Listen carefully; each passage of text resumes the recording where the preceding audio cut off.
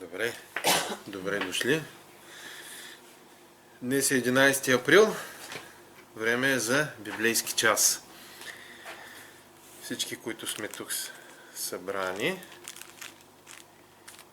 и всички онези, които ще ни гледат после на запис. За всички, които не са успели да дойдат днес. Нека като начало да се помолим и да продължим докъдето бяхме стигнали. Благодатни Господи, благодарим Ти за възможността, която Ти ни даваш отново да бъдем заедно, да размишляваме за Теб, да се насърчим, да бъдем привлечени от Тебе повече и повече, да задълбочим в нашите взаимоотношения и с умът си, и с душите си, и с сърцата си, и с всичко, Господи, да бъдем наставени, да бъдем укрепени, да бъде нашата вяра всячески просветена.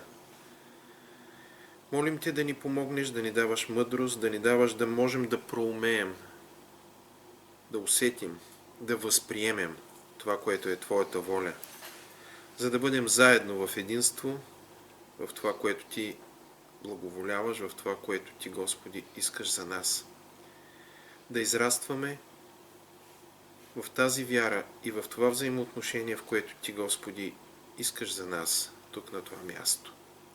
Благослови всеки един, който участва в тези часове, всички онези, които ни гледат, които по един или по друг начин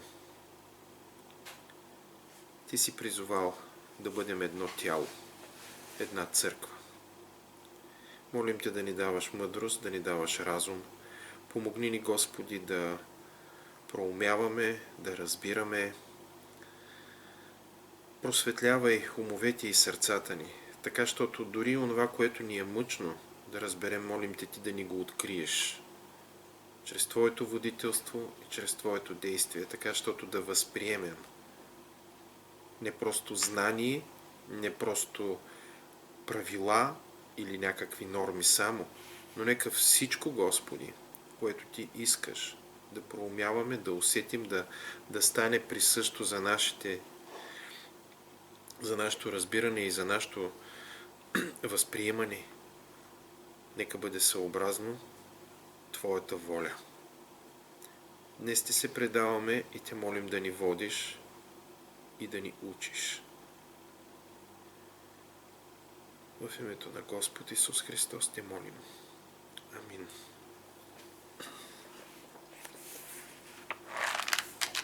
Добре.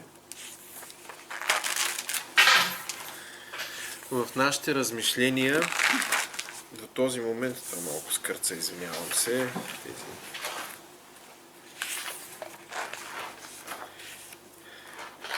ние стигнахме до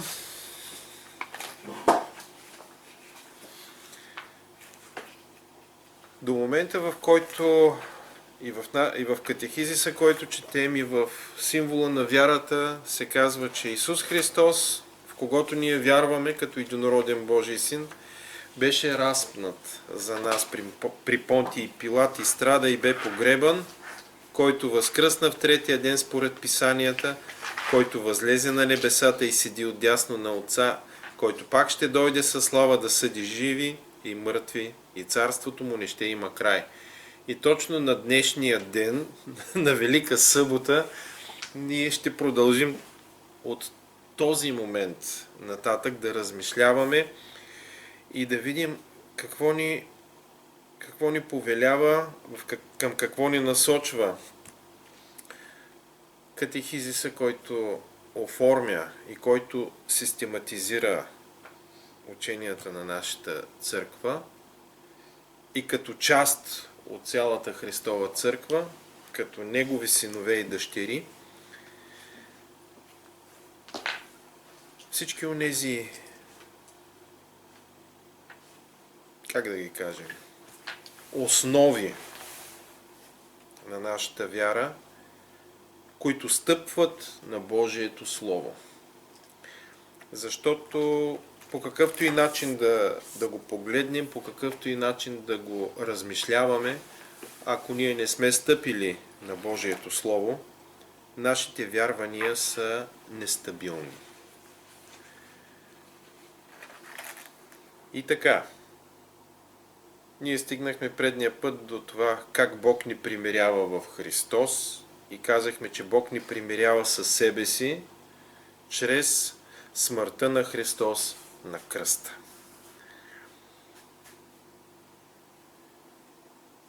Исус Христос възкръсна телесно от мъртвите. Да, ние вярваме именно в това, че Той възкръсна в третия ден според Писанията. Казахме също и това, че Исус Христос е Господ на небето и на земята. Той възлезе на небесата и седи отдясно на Отца и пак ще дойде със слава да съди живи и мъртви и царството му не ще има край. Исус Христос е нашият първосвещеник. Той живее вечно. Той е вечен свещеник. Ето защо Той може да спаси съвършенно онези, които дойдат при Бога чрез Него, тъй като винаги живее, за да ходатайства за нас. За всички онези, които идват при Него. И това беше последното, което размишлявахме до този момент. И така, успяхте ли да погледнете тези въпроси, с които продължаваме? Има ли нещо по-особено, което бихте искали да обсъдим за тях? Може би това ще бъде след като ги представим и след това вече можем да кажем това, което ни е направило по-особено впечатление. Стиховете са много. Стиховете са много, затова ние няма да ги четем сега всичките. Затова и всеки, който не е успял да получи по един такъв сборник с тези материали, ще направим допълнително, за да могат всички да имат, да може да ги преглеждате през седмицата, защото има въпроси. Има въпроси, които възникват, макар че в основата си тези неща са ни ясни, ние сме ги говорили през всичките тези години, през всичкото това време, но все пак. И така, стигнахме до момента, в който ще си зададем един много интересен въпрос. Кой ще бъде съден? Това е следващият въпрос. И сега ще помоля някой да намери Йоан 5 глава от 22 до 29 стих, което ще бъде вторият прочит. За Евангелието ли говориш? Да, Йоан. Евангелието на Йоан. Иначе би трябвало да кажем. Но задръжте там. Така, аз ще прочета от Матей 7 глава. Те са всъщност два пасажа. 7 глава от 21 до 23 стих. Не всеки, който ми казва Господи, Господи, ще влезе в небесното царство, но който върши волята на моя Отец, който е на небесата. В онзи ден мнозина ще ми кажат Господи, Господи, не пророкувахме ли в Твое име и не изгонвахме ли бесове в Твое име и не правихме ли много чудеса в Твое име? Но тогава ще им заявя, аз никога не съм ви познавал. Махнете се от мене, вие, които вършите беззаконие. И също 25 глава, да видим какво ни казва тя. 25 глава, 31 до 46. Пак от Матей, да. Това е всъщност втория пасаж. Тук ако... Да. Няма ли го вътре там? Аха, добре. Значи имаме... Трябва да направим корекция. И така, Матей 25 глава от 31 до 46 стих. А когато дойде човешкият син в славата си и всички святи ангели с него, Тогава ще седне на славния си престол и ще се съберат пред него всички народи и ще ги отлъчи един от друг, както овчарят отлъчва овцете от козите. И ще постави овцете от дясната си страна, а козите от лявата. Тогава царят ще каже на тези, които са от дясната му страна: елате вие, благословени от моя отец, наследете царството, приготвено за вас от създанието на света. Защото огладнях и ме нахранихте, ужаднях и ме напоихте, странник бях и ме прибрахте, гол бях и ме облякохте, болен бях и ме посетихте, в тъмница бях и ме споходихте. Тогава праведните в отговор ще му кажат: Господи, кога те видяхме гладен и те нахранихме, или жаден и те напоихме, и кога те видяхме странник и те прибрахме, или гол и те облякохме, и кога те видяхме болен или в тъмница и те посетихме. А царят ще им отговори: истина ви казвам, понеже сте направили това на един от тези най-малки мои братя, на мене сте го направили. Тогава ще каже на тези, които са от лявата му страна: идете си от мене, вие проклети, в вечният огън, приготвен за дявола и неговите ангели, защото огладнях и не ме нахранихте, ожаднях и не ме напоихте, странник бях и не ме прибрахте, гол бях и не ме облякохте, болен и в тъмница бях и не ме посетихте. Тогава и те ще отговорят: Господи, кога те видяхме гладен или жаден или странник или гол или болен или в тъмница и не ти послужихме? Тогава той в отговор ще им каже: истина ви казвам, понеже не сте направили това на нито един от тези най-малките, той на мене не сте го направили. И тези ще отидат във вечно наказание, а праведните във вечен живот. Това е тези два пасажа, които първи срещаме в уточнението, което имаме в нашата изповед. Какво ни прави впечатление? Какво ви направи впечатление на вас? Тук, в първия особено. Не всеки, който ми казва Господи, Господи, ще влезе в небесното царство. Господи, не пророкувахме ли, не изгонвахме ли бесове, не правихме ли много чудеса в Твое име? На втория пасаж виждате как кога, Господи, направихме всичкото това? Защо? Кога се случи така, че Те посетихме или че направихме всичко това към Тебе? За мен най-шокираща и плашеща е изненадата на хората, които си мислят, че са направили всичко, което Бог иска от тях и въпреки това се оказват неприети. Тази изненада е плашеща. Да. Защото дават и доказателства, че всъщност са били усърдни, че са правили, вършили Божите дела и в един момент, както овцете и козите, дали козите осъзнават, че са кози. Така, това са първите ми лично мои размишления. Добре. Щеше нещо, Лелютница, да казваш? Да прекъснем сега. Не.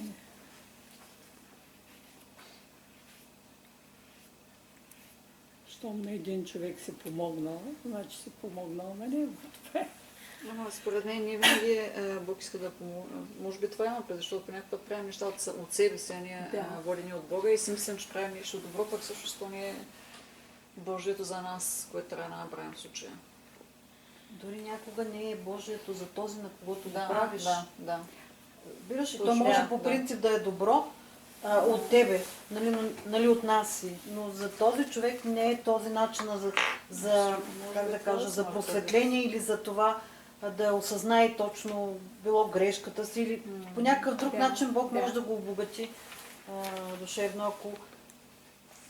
Да, аз много в последно време размишлявам. Мисля си, че не е просто от мен, ами че съм тласната да размишлявам в тази посока за добрите дела, че ако наистина по самоинициатива ги правим, не винаги в най-добрия случай просто няма да са отчитани пред Бога, пък в най-лошия случай могат да са вредни.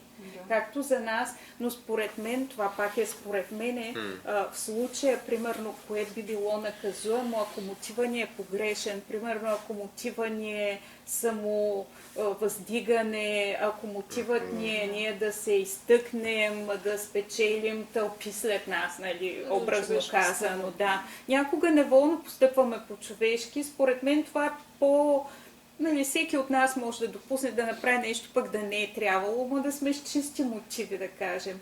Но си мисля, че Бог ревнува за това да го все повече да усещаме какво Той иска. И ако иска, да направим. Ако не иска, нищо да не направим. Вместо да понякога може да... Нали, тук отидохме в една скоба малко по-встрани, но... Разширихме малко... Да, извинете. Но защо не? Имате думата в случая, да. Акцента наистина, поне и според мен, и според това, което ни казват, нали, тези стихове, е, че за кого сме го направили.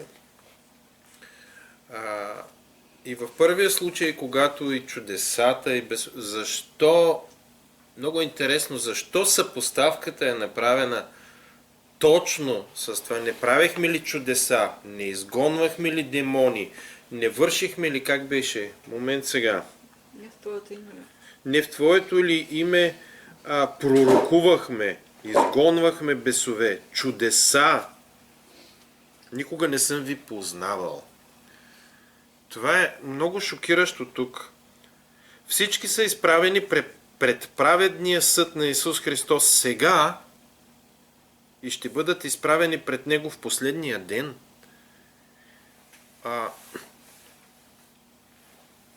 Ние оставаме с впечатлението, като че хората, които не постъпват правилно, някакси няма да има коректив за тях, докато са тук. Едва ли не. А пък дори и за тези, но дори и тези, за които Господ казва, нали, че са изпълнили Неговата воля. Но акцента пада на това, доколко са познати от Исус Христос.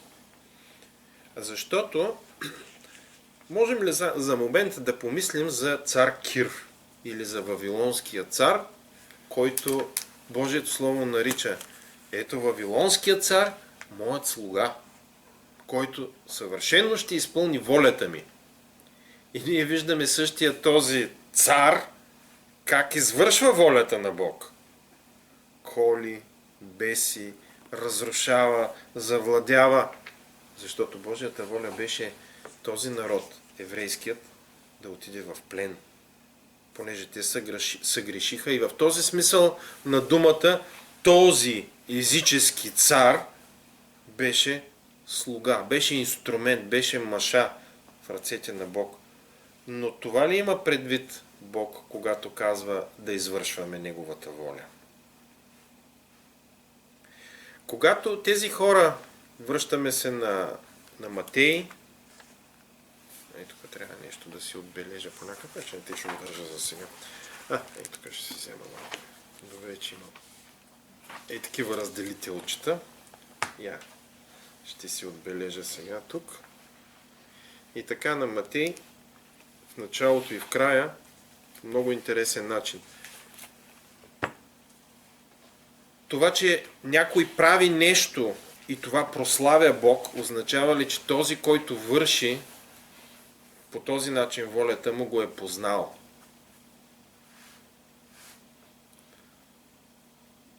Махнете се от мене, не ви познавам. Сега аз не знам доколко хората правят света, те правят добри дела, доколко ги правят в името на Бог, примерно. Защото това е хора, които са го правили в името, уж мислят, че в името на Бог са го правили. Или някаква самоинициатива, както правим по някаква уж Божията име, така се оказа, че не сме познали защо Божията воля. Или е възможно Божията сила да протича през нас, дори когато ние вътрешно не сме променени и не сме близо до Него. Така. Вероятно и това е тъжно обаче, защото Той може да протече през теб, ти си канал, но всъщност след като премине това негово действие, ти да си непроменен. Дали нашата Ти да си дълбока останеш промяна същия. ни квалифицира непременно той да се движи със силата чрез нас, или той може и без да сме толкова променени, не знам. Той според мен, ако реши да се извърши волята, дали Именно, според може да употреби. именно. Въпросът е, че ти можеш да се далеч от него, само да Именно, си бил това. използван за неговата... Може би това се има пред. Да, но всяко нещо, Да. което вършим, би трябвало да ни променя. Би трябвало. Ако не ни води, каквото и да правим в Божието име, ако това не ни води до една промяна в оная спирала, която ще ни приближава, нали, както, то просто не ни ползва, вероятно. Да, най-вероятно. И да. Вероятно тъжното не е, ги ползва. и ние си може би въобразяваме, че когато наистина усетим присъствието на Бог и когато наистина видим дори изцеления и дори, нали, разни чудеса да се случват, може би ние се заблуждаваме, като си казваме, ето, значи съм пораснал, значи най-сетне съм се доближил и Бог благоволява в мене, защото аз съм станал по-специален. Аз наскоро, нищо, че върви записа, ние естествено си говорим тук, както си мислех, в последно време наистина имам усещането, че Бог ми говори по категоричен начин от преди, не чрез глас, но чрез много силно убеждение и водителство в някои неща. Просто никога не съм си позволяла да кажа Бог ми каза, как да кажа, все едно така ми говори на ухо. Но в последно време, и си го мисля по време на миналата служба, си казвам, Господи, толкова е хубаво, ето ти някак си усещам как ми говориш и един вид пак чувам в кавички, усещам го. Не се ласкай толкова, просто има необходимост в позиция си, в която имаш нужда да водиш някого, затова чуваш. Но не се ласка, че ти толкова си пораснал. Това го усетих и ми стана смешно, защото аз за миг наистина си помислих, че видиш ли, съм станала по-специална, дай Боже, нали, да се приближавам, но има разграничение между двете неща, вероятно. Си мисля. Нашето размишление за Божият съд идва след като вече ние сме размишлявали за Исус Христос, който примирява света, примирява грешниците с Бога. Той е царят, който влезе в Йерусалим. Той е, който разчисти храма. Той е, който подготви, който изпълни всичко. Исус Христос. И стигаме до това, че Той е нашият първосвещеник, който винаги и всякога ходатайства за нас. Той не е необходимо да принася вече някаква жертва, защото самият Той стана жертва. И в един такъв момент ние биваме освободени от всички тези тежки бремена или задължения, които преди Христос, да речем, да го кажем по този начин, някой би могъл да възприеме нещата по този начин, че трябва да спазваш закона, трябва твоята вяра и праведността ти пред Бога се изразява в това ти да изпълниш всички онези предписания, които в един момент те водят до познанието за Исус Христос, че Той е първосвещеника, че Той ще изпълни всичко, жертвеният агнец и така нататък и така нататък. И ние виждаме, че всъщност Христос ни води не към нещо друго, но към себе си, към Него, към това да го познаем и да се покорим чрез вяра, да приемем това, което Той е направил за нас чрез вяра. И вече всичко това, което Неговото Слово ни казва за това какво Той одобрява, за това какво Той иска, за това как Той желае ние да се случи в нашия живот нещо много характерно и нещо много конкретно. Промяна.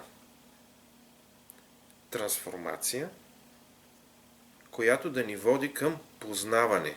Стремеж да общуваме, да го познаваме, да съобразяваме себе си с това, което Той иска, да се покоряваме на Неговата воля. И до момента, в който ние, до момента, в който ние бихме могли да кажем съвсем спокойно, че нашият живот тук на тази земя, то е подготовка. Църквата, служението, всичко, което Бог ни е дал, докато сме приживе на тази земя, е част от тази подготовка за това, което ни предстои. Тук разбиранията и от богословска гледна точка, и като деноминации, и като църкви понякога се разминават. От едната крайност, която е, че момента, в който ти си приел Исус Христос с вяра, това е така нареченото веднъж спасен, завинаги спасен. Каквото и да правиш оттам насетне, ти си завинаги спасен. Но това пък освобождава хората да си помислят, че какво пък толкова, аз нали съм грешен човек, може да сбъркам, той Бог ще ми прости. Докато има и едно съвсем в другият спектър, в другият диапазон, да го кажем, на този спектър, в който много трудно ще се квалифицираш в един момент в свършека на твоя живот, Бог да ти каже: добре, добри ми и верни слуго, много е трудно, много е тежко, защото ти пак си човек, който не може. И в двата случая се допуска тази грешка да погледнем и да акцентираме само на нашите усилия. В единия случай Бог е длъжен да ми прощава, в другият аз едвам се спасявам. Докато това, което прочетохме от Матея, ни казва, че зависи какъв е мотивът ни. Зависи ние дали се приближаваме към Бог, дали по този начин изпълняваме Неговата воля, или ние се отдалечаваме, като фокусираме нещата в себе си. Затова и този съд е праведен съд. Не защото Бог ще съди доколко са съвършенни нашите усилия и нашите дела, а доколко ние сме се приближили до Бог. В този смисъл на думата можем да кажем, че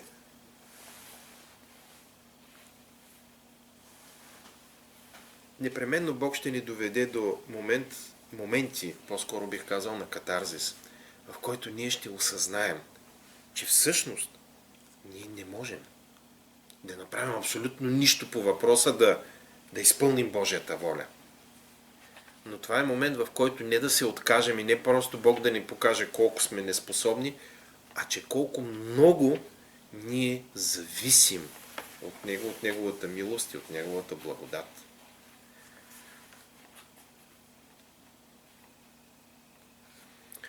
И тук идва логично следващият въпрос. Тогава, биваме ли оправдани чрез дела?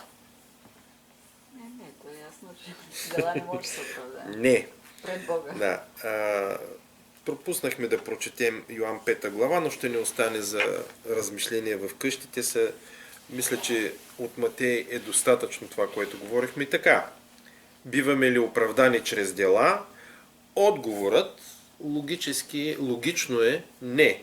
Но хайде да бъдем честни. Много често срещаме едно колебливо отношение, едно колебливо мнение в хората. Има такива, които считат, че делата са тези, които са важните от наша гледна точка. И те трябва да съответстват на живота ни във вяра. Да. Но да ни оправдаят пред Бог специално. Така. Да, това е много... Да, това е важно да го уточним, нали? Защо? Защо делата са важни? И така, я да видим. Но ако не се променяме, няма да можем и да вършим дела. Да, пътя така. на освещението. Отново. Сега... Да се обърнем към библейския текст. Лука 5:32.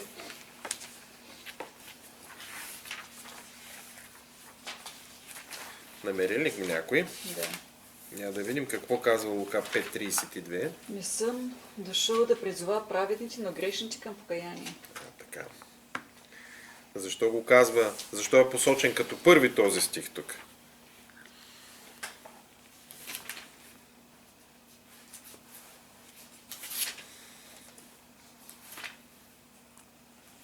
От 30 Няма стих. никой праведен. Да. Всички сме. А фарисеите и техните книжници роптаеха против учениците му и казваха: защо ядете и пиете с бирниците и грешниците? Защо отивате изобщо при тях? Защо изобщо водите такъв начин на живот? Исус отговаря, нали? Здравите нямат нужда от лекар, а болните. И следва този стих, който прочетохме. Тоест, кои дела? Тук, нали, идва въпроса. За кои дела става въпрос? Я да видим Римляни 3 глава какво ще ни каже. Какво четем там? Намери ли го някой? 3 глава от 21 до 30.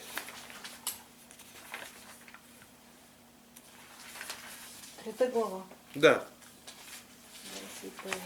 А сега и независимо от закона се яви Божията правда, за която свидетелстват законът и пророците. А именно Божията правда чрез вяра в Исус Христос за всички и на всички, които вярват, защото няма разлика, понеже всички се грешиха и не заслужават да се прославят от Бога. А с Неговата благост се оправдават даром чрез изкуплението, което е в Христос Исус, когото Бог постави за умилостивение чрез Неговата кръв посредством вяра. Това направи, за да покаже правдата си в прощаване на греховете, извършени до тогава, докато Бог дълго търпеше. До края. До 30 Да, за да стих. покаже, казвам, правдата си в настоящото време и да се познае, че Той е праведен и че оправдава този, който вярва в Исус. И така, къде остава хвалбата? Изключена е. Чрез какъв закон? Чрез закона на делата ли? Не, но чрез закона на вярата. И така, ние заключаваме, че човек се оправдава чрез вяра, без делата на закона. Или Бог е Бог само на юдеите, а не и на езичниците. Да, и на езичниците, понеже същият Бог ще оправдае обрязаните от вяра и необрязаните чрез вяра. Тогава чрез вяра отменяме ли закона? Да не бъде, но утвърждаваме закона. Да. Защото на този, който не върши дела, а вярва в онзи, който оправдава нечестивия, неговата вяра му се вменява за правда. Продължава после в 4. Никога не биваме оправдани вътрешно, нито пък биваме считани за праведни пред Бога чрез своите дела или заслуги. По-скоро всичко онова, за което и апостол Яков говори, пък и изобщо Божието Слово, и апостол Петър в посланията си, че делата, които изисква по закон, които се изискват по закон, не са тези, които ни спасяват, но че делата, които са породени от вяра и са следствие на тази вяра, те биват считани за праведни, но не, че те ни спасяват, а че те са отклик на това, което вече Бог е извършил. Тоест, без нашите дела, Исус Христос умира на кръста, възкръсва. Не защото ние сме направили нещо, именно защото ние не можем да направим нищо по този въпрос.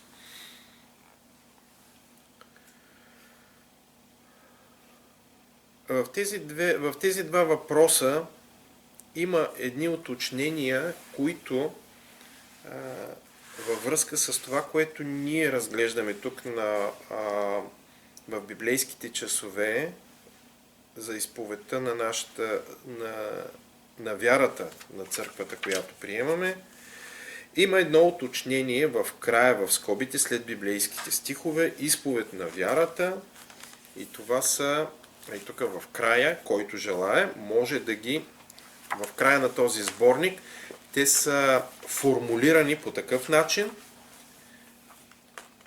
по един малко по-обяснителен начин. Ето ги тези членове. Така наречените членове. Вярваме, че всички хора са подчинени на праведния съд на Исус Христос, както сега, така и в последния ден. Вярваме във възкресението на мъртвите, праведните за вечен живот, а нечестивите за вечно осъждане.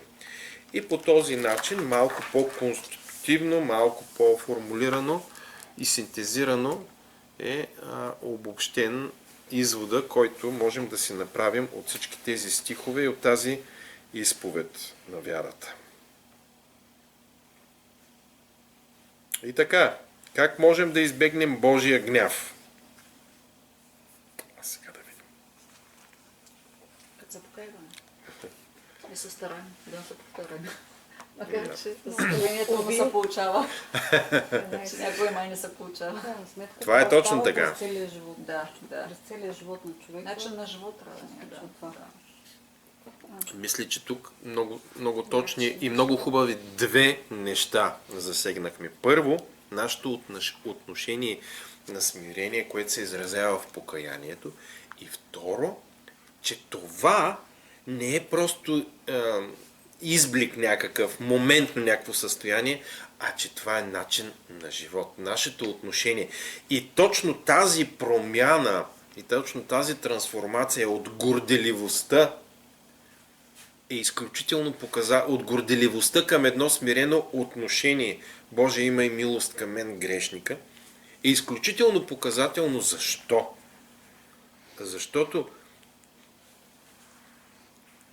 много пъти всъщност ние подценяваме силата на греха и на влиянието, което той е имал, да кажем, айде ще го кажем така, е имал върху нас преди ние да се покаем, и за това влияние, което тази грехопадналост на човешката природа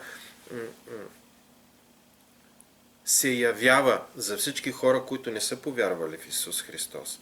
Защото буквално, ако тази благодат, Божията благодат не ти помогне или не помогне на някого да проумее, да усети, да разбере своята грехопадналост, човек дори и не се сеща. Той не намира нещо нередно в това, което прави. За съжаление. И единствено чрез Божията благодат, когато човек усети и казва: окае нас човек, горко ми, аз съм грешен. Това не може да се случи просто защото някой се е сетил или някой просто е прочел нещо мотивиращо или нещо, което е достатъчно емоционално, което да го разчувства. Евентуално би могло да загатне, да просветне, но е много мъгляво. Но единствено Божията благодат до такава степен може да подейства в човека, че той да усети истинската разтърсваща сила на това, наистина на това противоречие. Но хубавото е, че понякога Бог допуска и ние, дори когато вече сме повярвали и заради своята милост, точно в такива моменти, в които се казваме: да, Господи, че хубаво, гледай, Господи, как хубаво го направихме, нали, в Твое име. Гледай сега, гледай как хубаво се получи, и в един момент, точно в някои от следващите мигове, може да се усетиш: направи ли го? Я пак си помисли. И в един момент усещаш: Господи, аз не съм достоен за нищо. Единствено заради Тебе. Единствено заради това, което Ти си направил. Единствено заради това, което Ти ми подаряваш. За това, че Ти си ме умил, че си ме очистил. И заради това, че Ти си с мене и ме водиш в Твоите пътища. Това е съкрушаващо понякога, но е същевременно изключително освежаващо. Така възвръщани много на...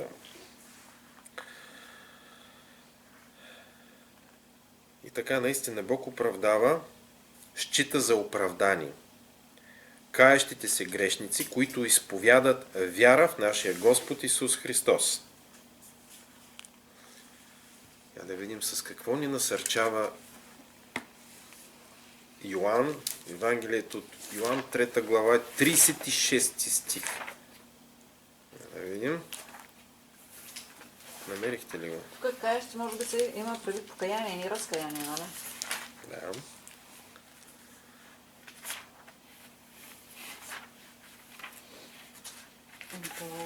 Едното следва другото. Да. Ами няма и да съжалее, но не се покая. Учи се самоубит. Той съжалява. Да. Да. Да. Според мен, Да. покаянието Но е по-важно тук- нещо. Да. Ама за да стигнеш до покаяние, трябва първо да се разкаеш. Да. Мисълта ми е, че така по-скоро трябва да кажеш, защото Бог няма да счита само тези, които се разкаят. Да. Ти имаш предвид коя точно Каещ дума се. се използва. Да. Да. Каещ се, покаиващ се, да, това се има предвид именно. Който вярва в Сина, има вечен живот. А който не слуша Сина, няма да види живот, но Божият гняв остава върху него.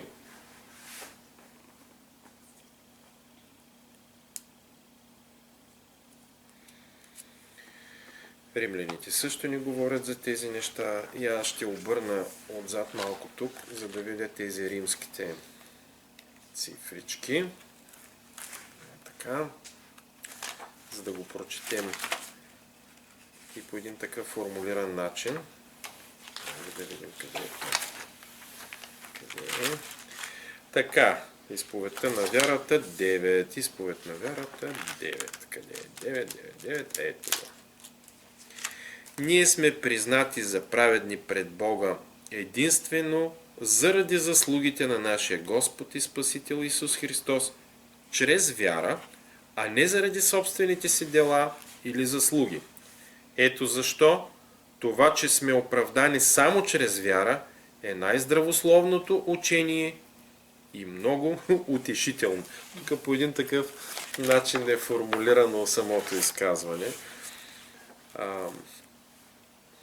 Така типично по богословски, да бъде балансирано, да бъде уредено, но е точно така.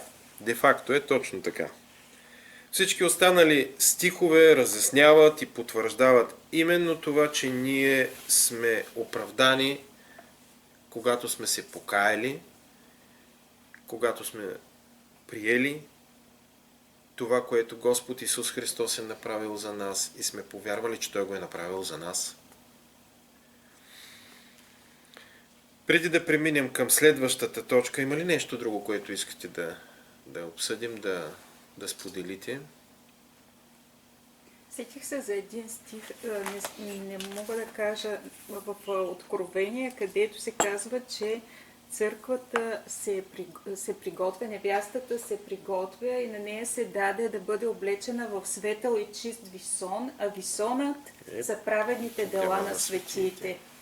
Одеждата на невястата се казва, че това са праведните дела, нали, следствието вече, което никак то е една друга тема. Да. Но и тук е много добре уточнено праведните дела, защото има дела. Чрез вяра. Нали? Да, това, което е делото или действието, активността, или това, което сме направили, или пък онова, което не сме направили, според волята на Бог, това, в което Той благоволява. Защото воля ли е на Бог, примерно, това е много краен пример, нали? Ще го разберем всички, затова и го давам. Правилно ли е, примерно, един мъж да има 3 или 4 жени в днешно време, да речем? Да кажем, в Стария Завет имало е някакво оправдание, имало е някакво допускане, но Божието Слово примерно ни учи, че това не е волята на Бог. Ето ви едно праведно дело. Праведно ли е ние да се съдим едни с други, да се обиждаме, да правим неща, които са които могат да компрометират дори нашето добро име? Разбира се, че не. Но праведно ли е, примерно, ние да се молим? Праведно ли е ние да благовестваме? Правилно ли е да показваме, да правим милостиня, да помагаме? И всички тези неща, всички тези примери, които бихме могли да дадем или да кажем, просто насочват нашата мисъл към това, че делата, които правим, не винаги, защото са дела или защото си ги направил, биват поставени в категорията праведни дела. И тук, ако нямаме друго какво да кажем, можем да поставим всъщност следващата тема и ние най-вероятно няма да имаме възможност да започнем тази тема подробно. Просто наистина ще ви помоля в тези сборници, които имате, до тук днес успяхме 3 точки да разгледаме, така че горе-долу темпото ни е... Докъде сме? Сега. Ние сме до страница 4 в катехизиса,